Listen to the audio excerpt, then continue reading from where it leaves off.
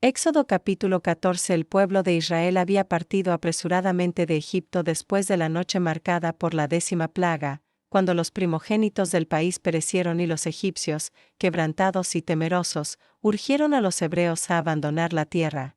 Ahora, en su avance hacia el desierto, ya no eran un grupo diseminado de esclavos sino una multitud organizada, guiados por Moisés y por la presencia constante de Dios que se manifestaba en una columna de nube durante el día y una columna de fuego en la noche.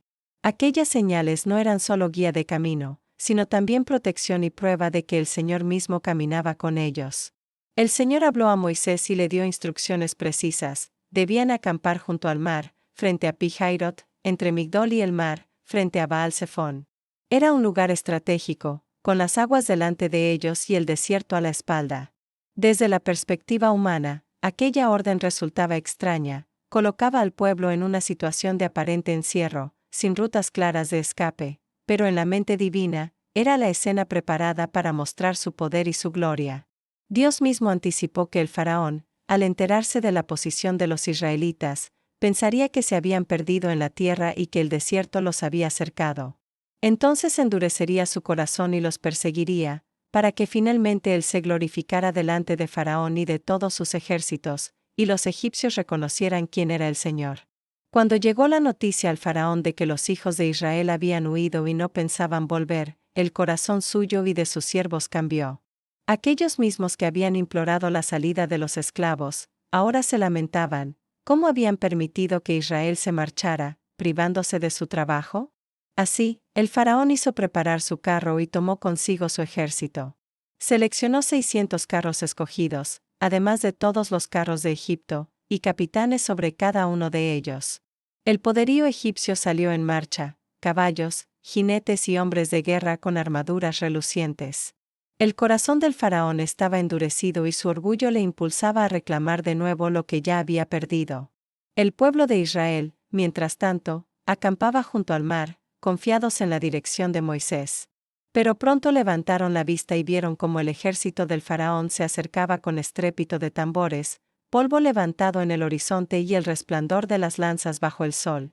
Entonces el temor los invadió. Clamaron con angustia al Señor y se volvieron contra Moisés con reproches. ¿Acaso no había sepulcros en Egipto para que nos trajeras a morir en el desierto? ¿Por qué nos has hecho esto, sacándonos de la tierra de servidumbre? ¿No te dijimos ya en Egipto que nos dejaras y sirviéramos a los egipcios? Mejor nos será servir allá como esclavos que morir aquí frente al mar. El miedo había oscurecido la memoria de la liberación reciente y de los portentos que habían contemplado. Ante esa multitud quebrantada por el pánico, Moisés elevó su voz con firmeza y fe: no temáis, estad firmes y ved la salvación del Señor que hoy hará con vosotros. Porque los egipcios que ahora veis, no los volveréis a ver jamás. El Señor peleará por vosotros, vosotros estaréis tranquilos. Era un llamado a la confianza, a sostenerse en silencio y esperar la acción divina. El Señor, entonces, habló nuevamente a Moisés: ¿por qué clamas a mí? Di a los hijos de Israel que marchen. Y tú, alza tu vara, extiende tu mano sobre el mar y divídelo, para que los hijos de Israel pasen por en medio, en seco. Yo endureceré el corazón de los egipcios y entrarán detrás de ellos. Así me glorificaré en Faraón, en todo su ejército, en sus carros y en su caballería. Y los egipcios sabrán que yo soy el Señor. En ese momento la columna de nube que iba delante del campamento de Israel se movió y se colocó detrás de ellos, situándose entre los israelitas y el ejército egipcio. Para los unos era tiniebla, confusión y obstáculo; para los otros, luz que iluminaba la noche. Así ninguna de las dos partes se acercó durante las horas de oscuridad. Moisés extendió su mano sobre el mar, y el Señor hizo que durante toda la noche un viento recio del oriente soplara y las aguas se dividieran. El mar se abrió en dos, y se levantaron muros de agua a derecha e izquierda, mientras el lecho se convertía en suelo seco. Ante el milagro inconcebible, los hijos de Israel entraron y atravesaron en medio del mar, paso tras paso, con la vista aún incrédula pero el pie afirmado en terreno seco. Cuando los egipcios vieron lo sucedido, se lanzaron en pos de ellos. Todos los caballos del faraón, sus carros y jinetes entraron tras la multitud a través del paso abierto en el mar. Pero cuando llegaba la vigilia de la mañana, el Señor miró desde la columna de fuego y nube hacia el ejército de Egipto y sembró el desorden en ellos. Hizo que las ruedas de sus carros se prendieran, que se trabaran y se volvieran pesados. El avance se tornó caótico, y los egipcios dijeron entre sí: «Huyamos delante de Israel, porque el Señor pelea por ellos contra Egipto». Entonces el Señor dijo a Moisés: «Extiende tu mano sobre el mar, para que las aguas vuelvan sobre los egipcios, sobre sus carros y sobre su caballería». Moisés obedeció, y cuando amanecía, extendió su mano sobre el mar, y el mar recobró su fuerza con la salida del sol. Las aguas regresaron a su cauce, y los egipcios, que huían hacia ellas, fueron cubiertos.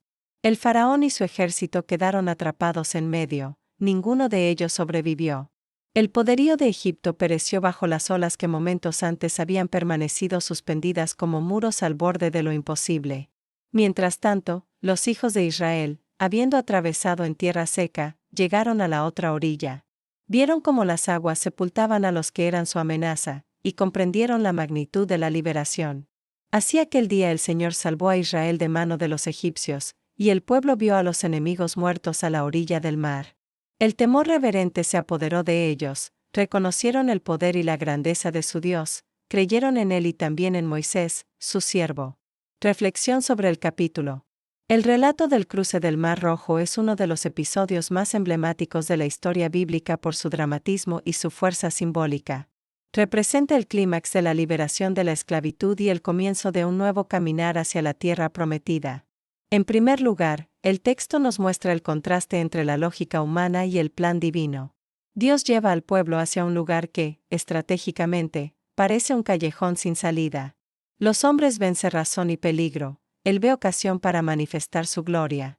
Esto enseña que los momentos de mayor dificultad, cuando todo camino parece cerrado, son también oportunidades donde Dios se revela con mayor claridad. En segundo lugar, se muestra la fragilidad del ser humano. El pueblo, recién liberado, olvida rápidamente los portentos anteriores y sucumbe al temor. Es un reflejo constante de la naturaleza humana, preferir la seguridad de la esclavitud conocida antes que el riesgo de la libertad prometida.